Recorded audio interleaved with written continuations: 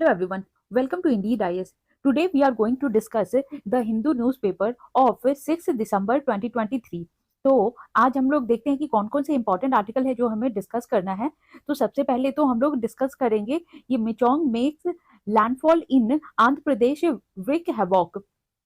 और उसमें क्या है, ये जो हेवी रेन हो रहा है और हाई वेलोसिटी विंड का जो मैक्सिमम है 90 टू 100 किलोमीटर पर आवर से जो ये जो कोस्टल एरिया है, जो बापतला, ये जो कोस्टल टाउन है Bapatla village and 3 killed in rain related accident. और जो पावर सप्लाई है वो भी अफेक्ट किया है बहुत सारी जगह पे। और ये जो साइक्लोन है अभी जो है ना नॉर्थ की तरफ बढ़ रहा है। तो ये जो साइक्लोन है उसमें क्या है कि ये जो अभी जो कंटिन्यू वहां पे रेनफॉल हो रहा है और उसके बाद जो है ना वहां पे 7 जो 3 पीपल्स है ना वो किल्ड भी हो गए हैं, जो उनकी जान चली गई है। और ये जो साइक्लोन है ये जो moving towards the north and is likely to weaken in the next few hours. और ये बोला जा रहा है कि ये जो साइक्लोन है वो नॉर्थ की तरफ बढ़ रहा है और कुछ ही टाइम बाद ये थोड़ा वीक पड़ जाएगा। लेकिन वहां पे क्या है कि हेवी रेनफॉल बहुत हो रहा है, उसकी वजह से जो आंध्र प्रदेश के स्टेट डिजास्टर मैनेजमेंट अथॉरिटी है उन्होंने बताया कि ये जो पावर सप्लाई है वो अफेक्टेड एरिया में कट कर दिया गया है और शट डाउन कर दिया गया है। और बहुत सारे एरिया में ये जो साइक्लोन आने से पहले ही शट डाउन कर दिया गया था। और बहुत सारे जो घर हैं और वहां की जो बिल्डिंग्स है वो भी कोलैप्स कर गई हैं ये हेवी रेनफॉल के कारण। और जो है वहां पे जो तमिलनाडु का जो डेथ टोल है वो भी राइज हो गया है 7 और मोर मूव्ड टुवर्ड्स कैंप। और ये जो थाउजेंड्स ऑफ पीपल वो जो पहले ही है ना कैंप में ट्रांसफर कर दिए गए थे और अभी भी बहुत सारे जो पीपल्स हैं उनको भी कैंप में ट्रांसफर किया जा रहा है। और आगे देखते हैं क्या है। ये जो डेथ टोल है वो साइक्लोन मिचोंग का related incident in Chennai and 3 district rose to 7 on Tuesday. और पहले तो वहां पे 3 हुआ था डेथ, लेकिन अभी क्या है वो 7 हो गया है।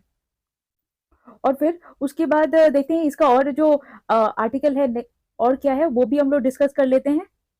अब चलते हैं ये जो आर्टिकल है वो अभी जो हमने आर्टिकल डिस्कस किया ये उसी का कंटिन्यूएशन है। तो देखते हैं कि टॉल राइजेस टू 7 इन चेन्नई और 3 डिस्ट्रिक्ट में। तो ये भी तो वहां पे क्या है वो डेथ का आंकड़ा बढ़ते जा रहा है और ये 3 डिस्ट्रिक्ट में ये डेथ हुआ है। और फिर वहां बताया गया ये जो साइक्लोन मिचोंग है जो चेन्नई में आया है और उसमें जो 3 नेबरिंग डिस्ट्रिक्ट है वहां पे तो डेथ का आंकड़ा बढ़ रहा है। और जबकि ओवर 61,600 पीपल वो मूव करवा दिए गए हैं रिलीफ कैंप में। और वो जो रिलीफ कैंप इतने लोगों का बना है वो 9 डिस्ट्रिक्ट में फैला हुआ है। और वहां के एम के जो स्टालिन है जो चीफ मिनिस्टर है उन्होंने इसका बताया है। और फिर वहां के जो ये कॉन्फ्रेंस एट द सेक्रेटरीट जो चीफ सेक्रेटरी है शिवदास मीना, उन्होंने बोला क्या ये जो नेबरिंग डिस्ट्रिक्ट है वो उसको अंडरटेक कर लिया गया है और रिलीफ ऑपरेशन के लिए। और ये भी बोला गया है कि ये जो और उन लोग को जितने भी लोग हैं वहां पे उनको नेसेसरी एडिशनल इक्विपमेंट वो प्रोवाइड किया जा रहा है। और जो और ये बोला गया है ये मिस्टर मीना के द्वारा कि 30% of bus services in Chennai and 70% of the same in the neighbouring 3 district have resumed. और जो मैनेजिंग डायरेक्टर है वहां के जो मेट्रो रेल लिमिटेड जो एम एस सिद्दीकी है उन्होंने कहा क्या ये जो है ना metro has fully resumed services. और ये जो है मेट्रो अभी चल रही है। और वो director of fire and rescue services Abhas Kumar said 1700 fire personnel rescued over or 1850 people, while Chennai police commissioner Sandeep Rai Rathore said कि उन्होंने 18,000 जो है ना police personnel were involved in the rescue and relief operation. और वहां पे बहुत सारे जो पुलिस कर्मी भी हैं वो भी रेस्क्यू करने में लगे हुए हैं। और इन्होंने जो ऊपर में है कि 70% तो ये जो नेबरिंग 3 डिस्ट्रिक्ट से रेस्क्यू किया गया है और ये जो मेट्रो में जो भी लोग फंसे हुए थे उनको भी रेस्क्यू किया गया है। और ये भी बोला जा रहा है क्या कि यहाँ पे ये जो आमिर खान एक्टर है वो भी वहां पे तेज बारिश के कारण वहां पे फंस गए थे तो उनको भी रेस्क्यू किया गया है। और जो उन्हीं के साथ जो और जो अदर एक्टर्स हैं जैसे विष्णु विशाल वो भी वहां पे फंस गए थे तो उनको भी रेस्क्यू करवाया गया है। तो अब देखते हैं नेक्स्ट आर्टिकल क्या है।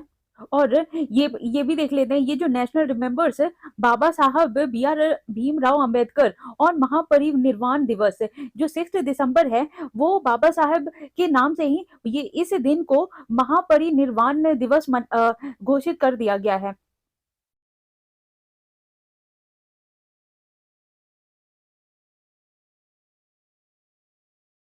अब ये देखते हैं article, increase the threshold income for economic weaker section admission in school 5 lakh. और ये जो है ये जो और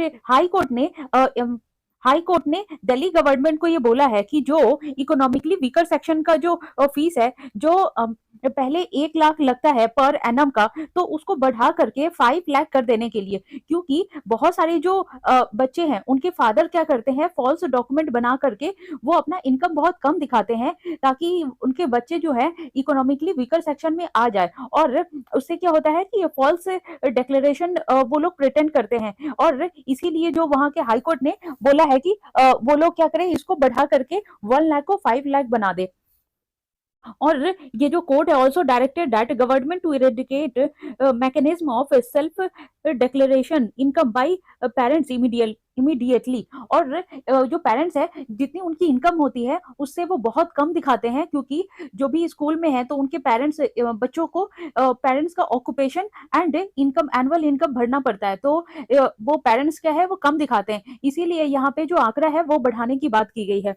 और ये भी बोला गया है कि दिल्ली गवर्नमेंट से जो डायरेक्टरेट ऑफ एजुकेशन है वो फ्रेम करे एक standard operating procedure for income verification and regular month monitoring of eligibility criteria, adding that the possibility of finding a large number of self declaration to be false can not be ruled out. और ये बोला गया है क्या कि वो लोग proper monitoring करे टाइम टू टाइम, और ये जो है ये एसओपी वो प्रोवाइड करे कि उनका इनकम कितना है, और वो भी देखे कि ये जो पेरेंट्स है वो लोग सही बता रहे हैं या नहीं बता रहे हैं। क्योंकि अभी जो है रिसेंटली ये केस हुआ था कि उसमें एक पेरेंट है जो अपना जो उनका इनकम था उसको बहुत कम बता करके वो अपने बच्चे को स्कूल में 2013 में ही उन्होंने एडमिशन करवा दिया, और ये सिलसिला चलते रहा 2018 तक। जब प्रॉपर इन्वेस्टिगेशन हुआ तो पता लगा कि उनका जो है एनुअल जो ऑक्यूपेशन और इनकम है वो बहुत ज्यादा है इकोनॉमिक वीकर सेक्शन से। तो फिर उन्हें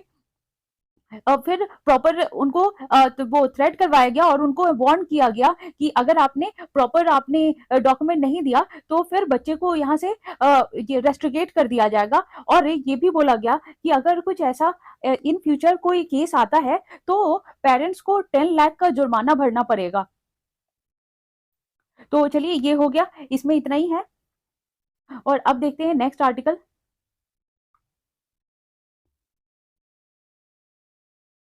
और ये है कि no trace of leopard last seen in named Sinai in search enter day 3। अभी क्या है कि दिल्ली के जो नेम सराई जो रीजन है वहां पे एक लियोपार्ड पाया गया था, और जो लेकिन वो जब सर्च किया जा रहा है तो वो लास्ट संडे से दिखाई नहीं है, और ये बोला जा रहा है कि वो शायद जो अरावली वाला रीजन है वो वहां पे वापस चला गया है। लेकिन फिर भी लोग वहां पे जो फॉरेस्ट एरिया के लोग हैं वो अभी भी सर्चिंग में लगे हुए हैं, क्योंकि इसलिए ताकि जो एनिमल और ह्यूमन का कोई कॉन्फ्लिक्ट ना हो और किसी भी ह्यूमन को नुकसान ना पहुंचे।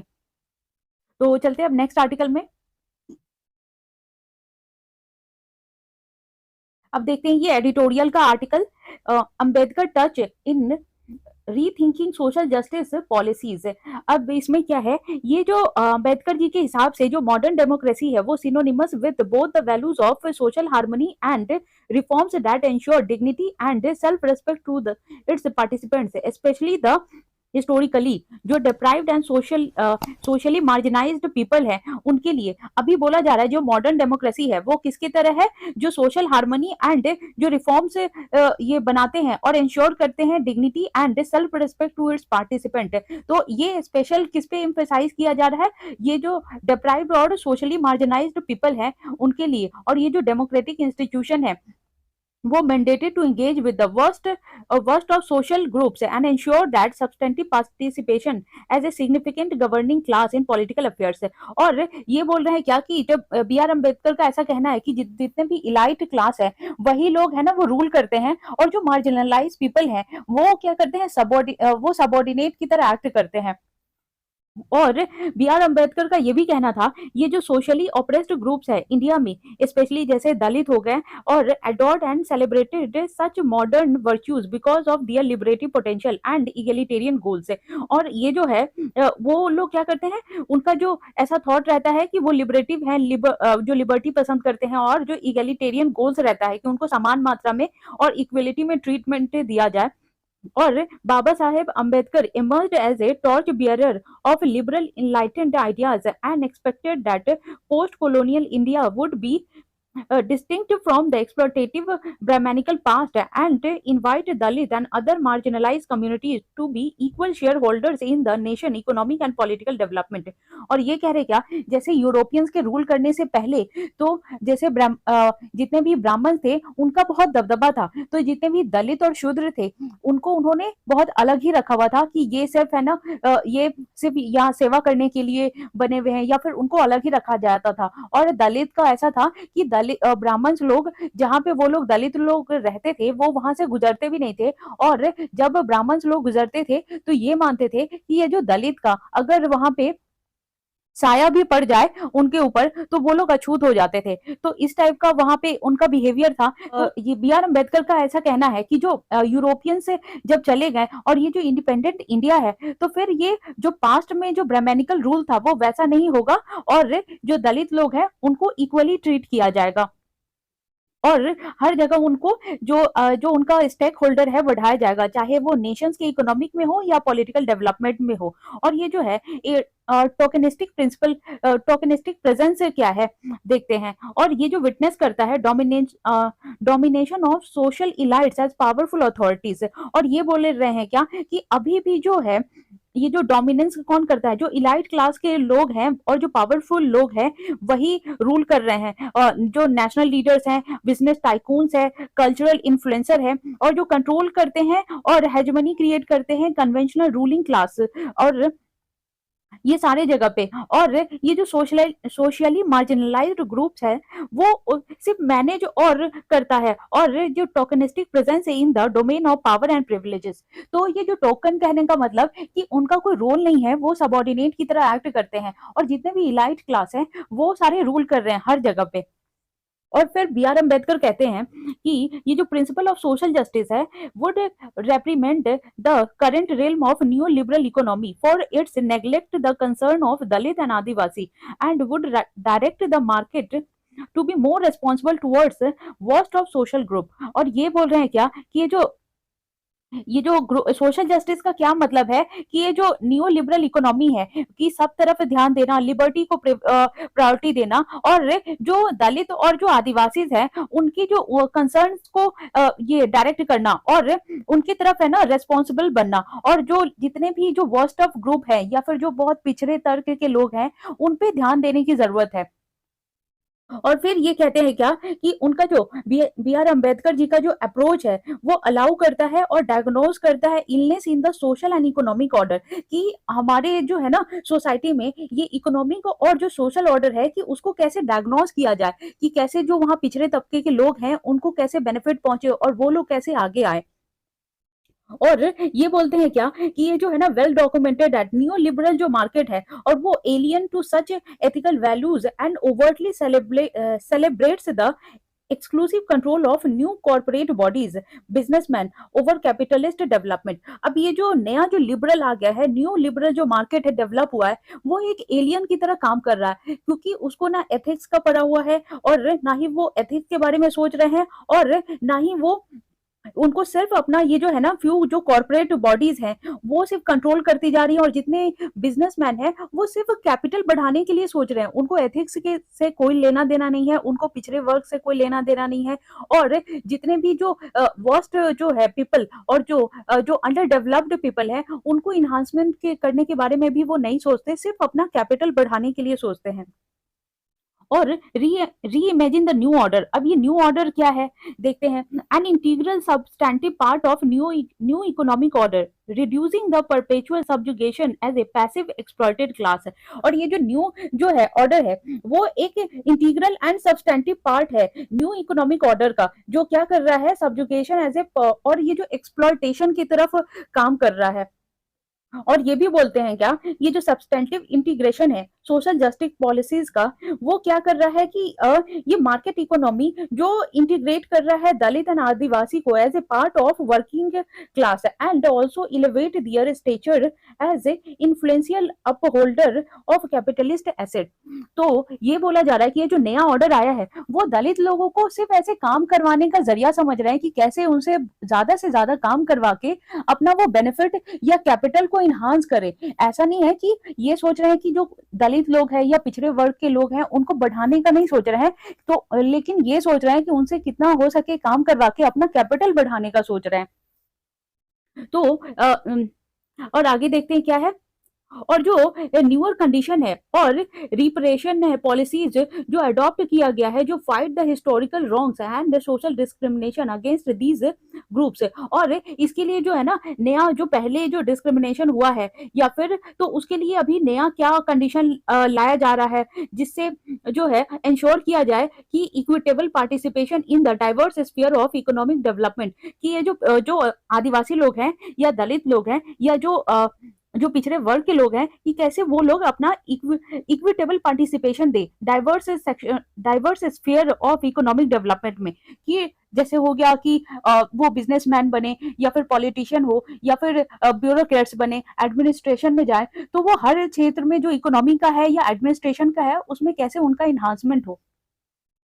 और ये जो है Dalit Adivasi group as a passive recipient of the state's welfare package, और उनको जो पैसिव रेसिस्टेंस की तरह देखा जाता है। और Dalit and Adivasi should not be identified only as the poor and migrant working class that is dependent upon the benevolence of corporate and social responsibility for their livelihood. और ये बोल रहे हैं कि दलित और जो आदिवासी है उनको सिर्फ ऐसा ही नहीं देखना चाहिए कि ये जो पुअर है या माइग्रेंट है, क्योंकि हम लोग देखते हैं अभी भी जो रिक्शा वाले पुलर हैं या फिर वो ऐसे कास्ट को तो आइडेंटिफाई नहीं कर सकते और पता भी नहीं चलता है कि कौन किस कास्ट का है। बट जो मेजरली जो दलित है और आदिवासी है वो उनको वहां पे सारा प्रिविलेज नहीं मिलता और जो भी काम मिलना चाहिए वो नहीं मिलता, तो इसीलिए वो माइग्रेंट होके अदर जगह जाते हैं कमाने के लिए, या फिर जो बड़े बड़े कंपनीज है, कारखाना है या फैक्ट्री है वहां पे वो लोग काम करते हैं। और फिर जिस पोस्ट के वो लायक होते हैं या फिर जितना वो स्किलफुल होते हैं, लेकिन फिर भी उनको वो पोस्ट नहीं दिया जाता, कि जितना वो सबसे नीचे वाला पोस्ट होता है वही उनको दिया जाता है। और इसीलिए वो कह रहे हैं स्टीन these group should be advanced as the essential component of urbanisation, industrial production and technological innovations. और इन सबको ना ये जो है सिर्फ माइग्रेशन और लेबर की तरह नहीं रखना चाहिए, इनको अर्बनाइजेशन में, इंडस्ट्रियल प्रोडक्शन में, टेक्नोलॉजी इनोवेशन में, इन सारी जगह पे भी इनको भेजना चाहिए और उस हिसाब का इनको पोस्ट देना चाहिए। और most affirmative action policies are required to democratise the niche sphere of big business so that Adivasi Dalit class should also emerge as industrialist market leaders and crucial influencer in the global economy। और ये कह रहे हैं क्या कि ऐसे एक उनका नीचे और एक जो कम्युनिटी नहीं बना देना चाहिए कि वो सिर्फ है ना पुअर ही होते हैं, अनएजुकेटेड होते हैं या लेबर होते हैं या माइग्रेंट्स होते हैं, उनको इतना स्किलफुल बना देना चाहिए कि वो भी बड़े बड़े इंडस्ट्रियलिस्ट बने और अर्बनाइजेशन में वो पार्टिसिपेट करें और जो बड़े इन्फ्लुएंसर बने और ग्लोबल इकोनॉमी में उनका मेजरली पार्टिसिपेशन हो। और फिर ये जो नियो लिबरल रिल्म है और ये जो नियो लिबरल टर्म है, और ये जो state has been converted as a passive associated of big business that readily deviates from the social responsibilities and welfarist values. और ये बोल रहे हैं क्या, जैसे जितने भी कॉर्पोरेट सोशल रिस्पॉन्सिबिलिटी है उनको 2% अपना देना पड़ता है वेलफेयर के लिए, जो भी जो वेलफेयर के लिए जितने एजुकेशन हो गए या फिर जो सोसाइटल है हेल्थ हो गया, तो वो ना देखे, उनको एजुकेट करना और उनको जो वो वेलफेयर उनका इन्हांस करना ताकि वो खुद इंडिपेंडेंट हो सके। सिर्फ उनको हेल्प करना नहीं है कि वो ऐसे कि उनका जो बेसिक नीड्स पूरा हो रहा है, उनको इतना एनकरेज और एडवांस बना देना है ताकि वो भी इंडस्ट्रियलिस्ट बन सके। और देखते हैं education to adopt welfarist measures for the worst of social groups and making them integral to economic development. Ambedkar's version of social justice would help us to redefine capitalism as a pluralist or cooperative mode of economic order that guarantee the substantive participation of Dalit and Adivasi in the market economy and in the associated institution of power and privilege।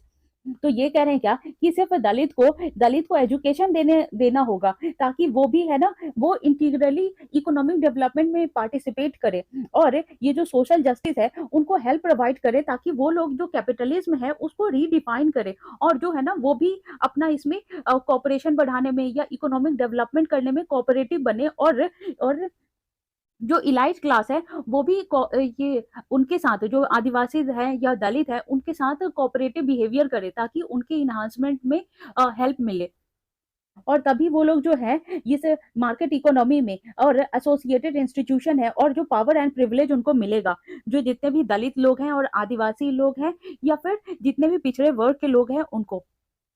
तो यही है, ये editorial का ये article discuss कर लिया। अब चलते हैं दूसरा इंपॉर्टेंट आर्टिकल देखते हैं क्या है।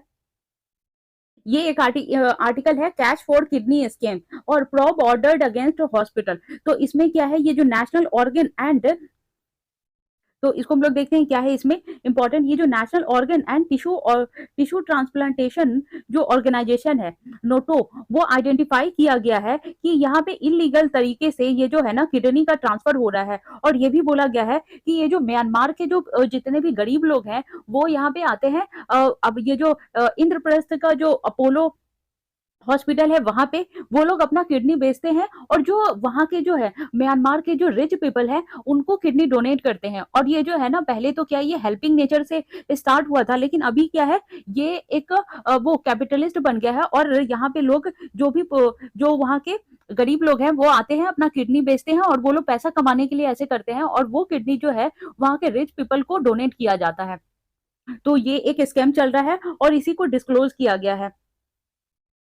और ये जो है वो एथिक्स में भी इंपॉर्टेंट है, क्योंकि इसमें पूछा जा सकता है कि ये जो एथिकल डायलेमा है कि डॉक्टर्स का काम तो है कि वो लोग ये मरीजों की या पेशेंट्स की हेल्प करना, उनकी जान बचाना, लेकिन यहाँ पे वो लोग है ना पैसे के लिए किडनी ले रहे हैं, और फिर उसके बाद उनको जो जितने भी बड़े लोग हैं या फिर जो रिच पीपल हैं उनको वो किडनी बेचते हैं।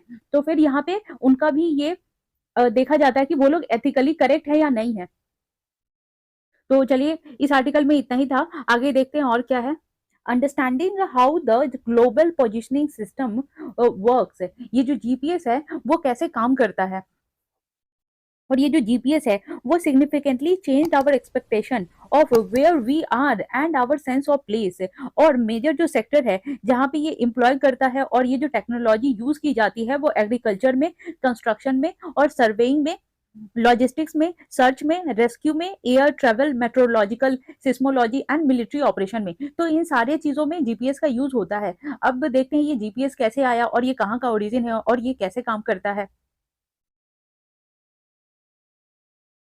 और ये जो everybody technologies have had a kind of revolutionary impact that the global positioning system has. और सबका एक इवोल्यूशन होता है और सबका एक टाइम होता है कि जरूरत पड़ने में के पे हमें वो चीज इन्वेंट करनी ही पड़ती है। तो उसी तरह ये अमेरिका में भी ये जरूरत पड़ी और फिर जीपीएस का इन्वेंशन हुआ। और ये जो ग्लोबल पोजिशनिंग सिस्टम है, और ये क्यों कैसे इसका ओरिजिनेट हुआ था, ये जो है from civilians to the military और फ्रॉम ये प्रिसीजन और specific studies to urban planning and disaster risk estimation. तो ये जो है सिविलियंस के लिए और जो वहाँ के जो मिलिट्री थे ये उनके लिए बनाया गया था। और फिर ये जो जीपीएस है वो सिग्निफिकेंटली चेंज आवर एक्सपेक्टेशन। और हम लोग पहले क्या थे, हम लोग पहले अगर कहीं भी जाना पड़ता था एक स्टेट से दूसरे स्टेट में या फिर कहीं भी, तो हमें पूछ पूछ के जाना पड़ता था, या फिर जो बोर्ड होता था हमें उससे देख करके पता लगाना पड़ता था। लेकिन अभी क्या है, हमें किसी से भी पूछने की जरूरत नहीं पड़ती है, हम लोग गूगल पे अपना मैप सेट करते हैं और फिर उसके बाद जहां जाना होता है हम लोग पहुंच जाते हैं। तो इस तरह से ये हमारा जो एक लाइफस्टाइल है और ये जो थॉट प्रोसेस है वो चेंज किया है। अब देखते हैं ये व्हाट इज जीपीएस, जीपीएस है क्या। तो यूएस का जो डिपार्टमेंट है, जो वहां पे डिफेंस ने स्टार्ट किया था जीपीएस प्रोग्राम, और वो कब स्टार्ट किया था 1973 में, और ये लॉन्च किया गया था फर्स्ट सैटेलाइट इन 1978 में। और जो मॉडर्न जीपीएस सैटेलाइट था उसका कॉन्स्टिलेशन जिसमें 24 सैटेलाइट आते थे और जो मूव करता था अर्थ के इन अराउंड 6 ऑर्बिट में वो मूव करता था। और फिर जो और इसका जो 3 सेगमेंट था, स्पेस सेगमेंट, कंट्रोल सेगमेंट और यूजर सेगमेंट। तो जो स्पेस सेगमेंट है उसमें 24 सैटेलाइट थे और वो जो है 6 ऑर्बिट में ये ऑक्युपाई था और ये जो है 20,200 किलोमीटर एबव द अर्थ ये रोटेट करता था। ठीक है, और anyone on the earth will be able to see at least 4 satellites at a time. और फिर क्या था कि कोई भी आदमी जो अर्थ से वो एटलीस्ट 4 सैटेलाइट्स तो देख सकता था, वो इतना नजदीक था। और ये जो है ना ये क्रूशियल रिक्वायरमेंट था तब। और दूसरा सेगमेंट क्या है इसका, कंट्रोल सेगमेंट, जिसमें ये जो ग्लोबल नेटवर्क और ग्राउंड बेस्ड कंट्रोल स्टेशन और एंटीना वो लगा हुआ था और उसमें भी 24 सैटेलाइट थे। और जो मेक श्योर करता था ये जो परफॉर्मेंस है इसका, जो ये टाइम के अनुसार चले और जो भी उसमें टाइम और ट्रांसमिट जो कमांड के हिसाब से वर्क करना चाहिए। और था कि जो है और ये जो सर्विस है उसका जीपीएस सिस्टम का वो ऐसे डिजाइन किया गया था to meet the standard position service. और ये जो एसपीएस है उसका और जो ये स्टैंडर्ड परफॉर्म और ये जो परफॉर्मेंस स्टैंडर्ड है या लेटेस्ट एडिशन था उसके हिसाब से इसको सेट किया गया था। और इसका जो है ये जो एसपीएस है standard tells application developers and user anywhere in the world what they can expect from GPS. और फिर उसमें ये भी सेट किया गया था कि मतलब जीपीएस से हम क्या डिमांड करते हैं और उसके लिए वो फुलफिल करे। और उसके बाद कि और ये जो सेगमेंट है और वो सारे जगह पे जितने भी एयरफोर्स हैं और वहां के जितने भी जो यूएसए की जितने भी एयरफोर्स का जो कैंप है वो हर जगह वो काम करता था। और there are monitoring and tracking station in Hawaii. और उनका जो मॉनिटरिंग और ट्रैकिंग जो स्टेशन कहाँ पे था, हवाई में, अलास्का में, न्यू हेमिस्फीयर में, वॉशिंगटन और डीसी और कोलोराडो में, फ्लोरिडा में और and Florida in the US and in Greenland, Ecuador, Uruguay और UK, South Africa, Bahrain, South Korea, Guam, Australia and New Zealand. तो ये सारी जगह पे क्या था, ये जीपीएस का ये ट्रैकिंग एंड मॉनिटरिंग स्टेशन था। और ये जो है यूजर सेगमेंट है, जो थर्ड सेगमेंट है, वो जीपीएस को है ना वेरियस सेक्टर्स एंड एप्लीकेशन बताता है कि जैसे जो मेजर जो सेक्टर है उसमें कि कौन कौन से सेक्टर में आप काम उसका यूज ले सकते हैं। जैसे एग्रीकल्चर हो गया, कंस्ट्रक्शन है, सर्वे करने में, लॉजिस्टिक्स में, ट्रांसपोर्ट में, तो और टेलीकम्युनिकेशन में, और पावर ट्रांसमिशन हो गया, सर्च एंड रेस्क्यू करने में, और एयर ट्रैवलिंग में। फिर मेट्रोलॉजिकल है, फिर सिस्मोलॉजी है। ये जो मेट्रोलॉजी है वो जो इन्वायरमेंट और जो वेदर का पता लगाने में यूज करते हैं। और ये जो सिस्मोलॉजी है वो कहाँ पे अर्थक्वेक आया है और इसका एपिसेंटर क्या था, ये सारी चीजों में पता लगाने के लिए यूज करते हैं। और मिलिट्री ऑपरेशंस में इसका यूज किया जाता है। और 2021 में अकॉर्डिंग टू वन एस्टिमेट, और ये देखा गया क्या कि 6.5 जो बिलियन है ग्लोबल नेविगेशन सैटेलाइट सिस्टम जो जीएनएसएस डिवाइस है उसको वो इतने सारे लोग है ना यूज करते हैं वर्ल्ड वाइड में। और इसका जो आंकड़ा है ना 10 बिलियन बढ़ के हो जाएगा 2031 में, कि इतने सारे लोग और इतने सारी जगहों पे इसका यूज किया जाएगा। और ये देखते हैं कि ये कैसे काम कैसे करता है, इसका क्राइटेरिया क्या है। और ये जो जीपीएस है जो सैटेलाइट वो कंटिन्यूअसली ब्रॉडकास्ट करते रहता है रेडियो सिग्नल से। और ये जो और इंफॉर्मेशन देता है लोकेशन का कि ऑर्बिट कैसे कैसे वो रोटेट कर रहा है और उसका स्टेटस क्या है। और ये जो सिग्नल है वो ट्रांसमिट करता है L1 से, और L1 क्या है, लॉन्ग रेंज 1 एंड L2 का। और ये जो है फ्रीक्वेंसीज भी बताता है बिट्स पर सेकंड पे।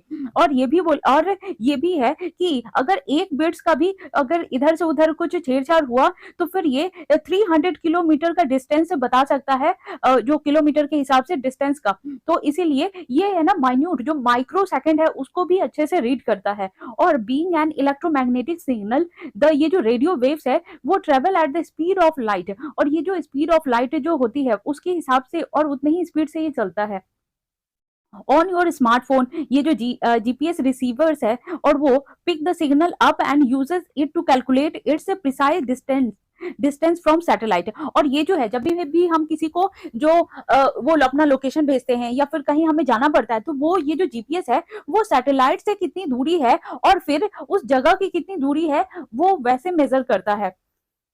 और फिर ये जो सिग्नल है, travel time is equal to the time on the receiver's clock minus time at which signal was emitted. और ये जो क्लॉक का टाइमिंग है और वो जो वहां पहुंचने का टाइमिंग है, वो उसमें जो भी है कैलकुलेट करके फिर वो सिग्नल बताता है कि अच्छा इतना टाइम लगेगा, हमें ऐसी इस डायरेक्शन में जाना है और कैसे पहुंचना है। तो वो पहले सैटेलाइट से कनेक्ट करता है, देन आफ्टर जो हमारा जो वहां पे जो डेस्टिनेशन है वहां का वो डिस्टेंस चेक करता है, फिर उस हिसाब से वो टाइमिंग और लोकेशन बताता है। अब देखते हैं क्या कि ये जो सैटेलाइट है वो around the earth in a region of weaker gravitational potential. और ये जो है सैटेलाइट इस हिसाब से बनाया गया है कि जहां पे ग्रेविटेशन कम हो वहां पे भी ये काम कर सकता है। और इसका जो ऑन बोर्ड क्लॉक है वो रन करता है 38 माइक्रोसेकंड्स पे, और से जो faster than those on the ground. और जितने ग्राउंड पे जो सेकंड और जो हमारा वॉच जो काम करता है उससे 38 माइक्रोसेकंड वो फास्टर काम करता है जीपीएस से। अब देखते हैं क्या कि और how do the satellite keep time, वो टाइम का मैनेजमेंट कैसे करता है। Not adjusting for the 38 microsecond offset between the clocks on the satellite and on the ground could lead to an error 10 kilometre within a single. और ये बोल रहा है क्या कि अगर जरा सा भी ये जो है ना एडजस्टमेंट में वो कुछ भी छेड़छाड़ नहीं करता है, अदरवाइज जरा सा उसने छेड़छाड़ किया तो एक एरर डेवलप हो जाएगा और कम से कम वो 10 किलोमीटर का ये जो है ना उसमें डिफरेंस आ जाएगा। और ये जो ऑफसेट है of 1 millisecond can lead to an error of full 300 kilometre. और ये बोल रहे हैं क्या कि 1 मिली सेकेंड का जो एरर अगर आया तो वो फुल 300 किलोमीटर का एरर दिखा देगा। तो satellites are all equipped with atomic clock. तो इसीलिए जो यहाँ की जो नॉर्मल क्लॉक है वो उसके हिसाब से नहीं चलता है, वो एटॉमिक क्लॉक है वो उसके हिसाब से चलता है।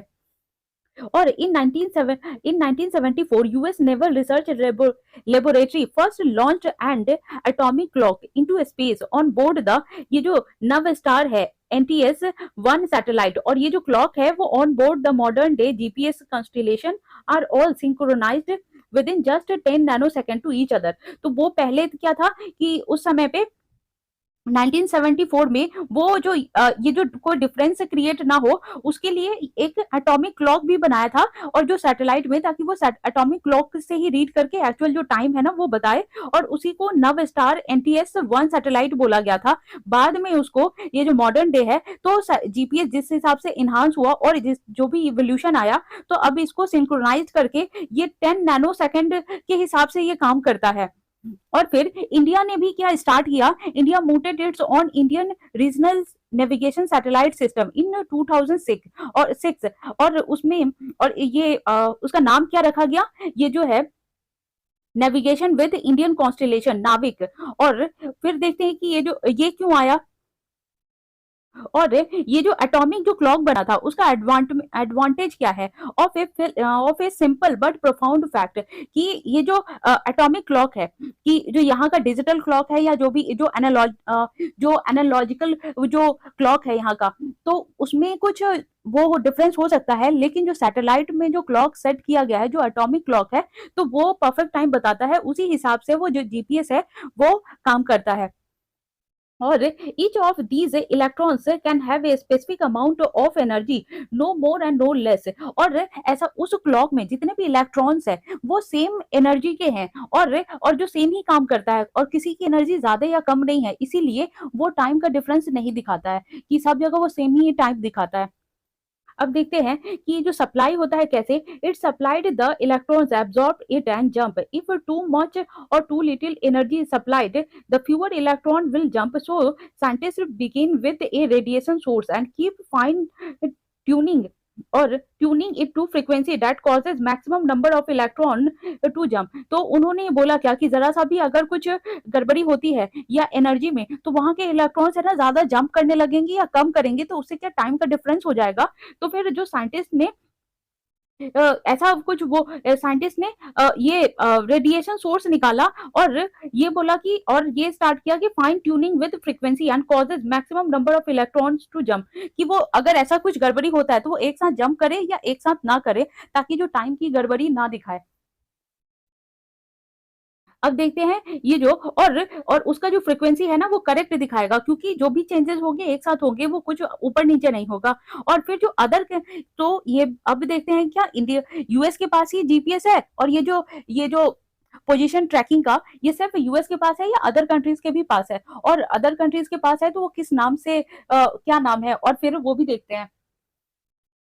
और do other countries have GNS और जीएनएसएस? तो according to US space based positioning navigation and timing policy, ये जो जीपीएस सिस्टम है will cooperate with operation of other GNSS और सच सिस्टम आर, ये जो है करेंटली ऑपरेटेड किया जा रहा है ये ऑस्ट्रेलिया के द्वारा, फिर China, European union, India, Japan, south Korea, Russia और यूके। और इसमें से जो रशिया का जो है जीएनएसएस, वो उसको ग्लोनास बोलते हैं, और यू का जो गैलीलियो बोलते हैं, चाइनाज का जो बिडू है, बिडू सिस्टम, वो ये सारे ग्लोबल है, मतलब आप यूज कर सकते हैं। और जो official of the US government and their counterparts in other countries meet regularly to ensure their technologies and compatible with each other. और ये बोला जा रहा है क्या कि ये जो यू का है या फिर रशिया का है या फिर चाइना का है, तो ये ग्लोबल है, और ये जीपीएस है, और बाकी अदर कंट्रीज का अलग नाम है। तो लेकिन ये फिर भी time to time other countries है ना मिलते रहती हैं, ताकि अगर कोई अदर कंट्री में जाता है और वहां का जो लोकेशन यूज करता है, तो फिर वहां डिफरेंस नहीं बताना नहीं चाहिए। तो इसीलिए वो लोग आपस में मीटिंग करके फिर ये देखते हैं कि वहां की जो टेक्नोलॉजी है और तो वो हर कंट्री में कंपैटिबल दिखाए और वो रेगुलेट कर सके। अब देखते हैं जो India muted its own Indian regional navigation satellite system in 2006 later, और rechristen navigation with Indian constellation जो नाविक है, its space segment consist of 7 satellite. और नाविक में कितने सैटेलाइट है? 7। और उसमें से जो 3 है वो जियो स्टेशनरी ऑर्बिट है, और जो 4 है जियो सिंक्रोनस ऑर्बिट है। तो जियो स्टेशनरी में क्या होता है कि ये जो अर्थ है वो उस तरह से जो सेम सेम अर्थ के हिसाब से ही रोटेट करता है, और जियो सिंक्रोनस है वो अपोजिट डायरेक्शन में ये परपेंडिकुलर रोटेट करता है। As of May 2023 the minimum number of satellite जो 4 है could facilitate ground based navigation. और ये जो मास्टर है जो कंट्रोल करता है इस फैसिलिटीज को, located in Hassan in Karnataka and Bhopal in Madhya Pradesh. तो ये सारी जगह है ना, वो वहां पे कंट्रोलिंग जो है वो स्टेट है कि जो कंट्रोल करता है इसको। और जो नाविक सैटेलाइट है वो यूज उसमें किया जाता है रुबीडियम एटॉमिक क्लॉक, और नाभिक में भी एटॉमिक क्लॉक लगाया जाता है, और उसमें जो मटेरियल है या फिर जो एलिमेंट है वो रुबीडियम यूज किया गया है, और transmit data in the L5 और एंड एस बैंड। और ये जो न्यूअर सैटेलाइट है ऑल्सो ट्रांसमिटिंग इन L1 बैंड, और ये जो L1 बैंड है उसमें भी ये जो डाटा है और वहां का ये भी ट्रांसमिट करता है। और India also operate the GPS aided geo augmented navigation, जिसको गगन के नाम से जानते हैं, which was developed by the ISRO and the airport authority of India. और ये जो एयरपोर्ट अथॉरिटी और इसरो का इसरो ने कंबाइन करके बनाया था गगन को। और गगन का क्या पर्पस है कि ये safety of life of civil aviation को दिखाता है, कि जितने भी सिविल एविएशन है या फिर जो एयरपोर्ट के हैं लोग और एयरपोर्ट अथॉरिटी में जितने भी लोग काम करते हैं, तो उनकी सेफ्टी रखने के लिए ये गगन को ओरिजिनेट किया गया है और बनाया गया है। और ये जो इसका एप्लीकेशन है, और ये application catering to the Indian air space, और ये जो इंडियन एयर स्पेस के एप्लीकेशन के लिए बनाया गया है, जो प्रोवाइड करता है correction and integrity message for GPS. तो ये जो जितने भी जीपीएस के साथ ये कनेक्ट करके उसको जितने भी जो लोकेशन है उसको करेक्ट करता है और इंटीग्रिटी प्रोवाइड करता है।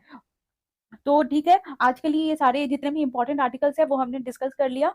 तो थैंक यू वेरी मच। आप इसको देखिए, पढ़िए, और इसी तरह से आप लाइक कीजिए, शेयर कीजिए, कमेंट कीजिए एंड सब्सक्राइब कीजिए। Thank you very much.